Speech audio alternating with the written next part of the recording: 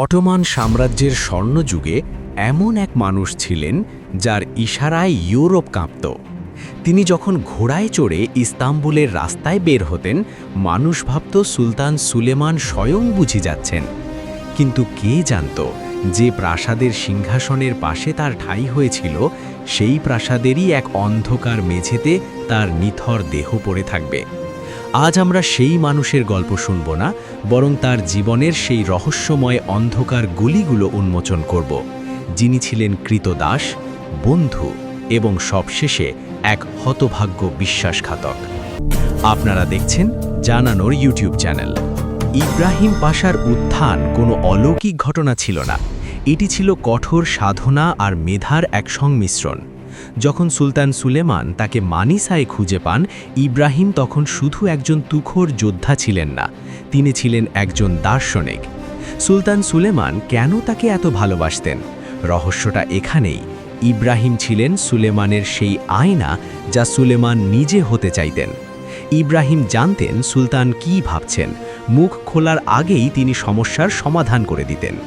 এখান থেকে আমাদের প্রথম শিক্ষা: যোগ্যতা মানুষকে শুধু ওপরে তোলে না, এটি তাকে অনিবার্য করে তোলে।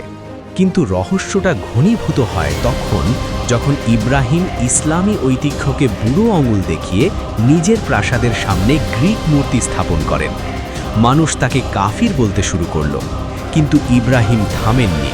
তিনি কি ইচ্ছে করেই নিজের পতন ডেকে আনছিলেন? তার ডায়েরি থেকে জানা যায় তিনি নিজেকে সুলতানের চেয়েও বড় কিং মেকার ভাবতে শুরু করেছিলেন। তিনি বিদেশি দূতদের বলেছিলেন, এই সাম্রাজ্য আমি শাসন করি, সুলতান শুধু সিল মোহর দেন।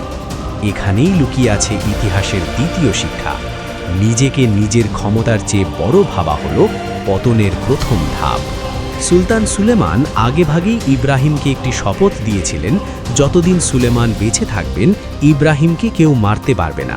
তবে কেন সুলেমান তার শপথ ভাঙলেন? 1536 সালের সেই রাতে ইব্রাহিমকে ইফতারের দাওয়াতে ডাকা হয়েছিল। কি সুলেমান চেয়েছিলেন তার বন্ধু যেন পালিয়ে যায়?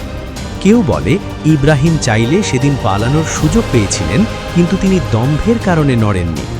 ঘাতকদের সাথে তার ধস্তাধস্তির শব্দ যখন পাশের ঘরে যাচ্ছিল, সুলতান তখন বালিশে মুখ চেপে কাঁদছিলেন। বন্ধুত্ব আর রাষ্ট্রের লড়াইয়ে সেদিন এক বন্ধুর রক্তে সুলতানের হাত ভিজেছিল। ইব্রাহিম পাশার পতন আমাদের শিখিয়ে গেছে, সফলতার শিখরে ওঠা যতটা কঠিন, সেখানে বিনয় ধরে রাখা তার চেয়েও বেশি কঠিন।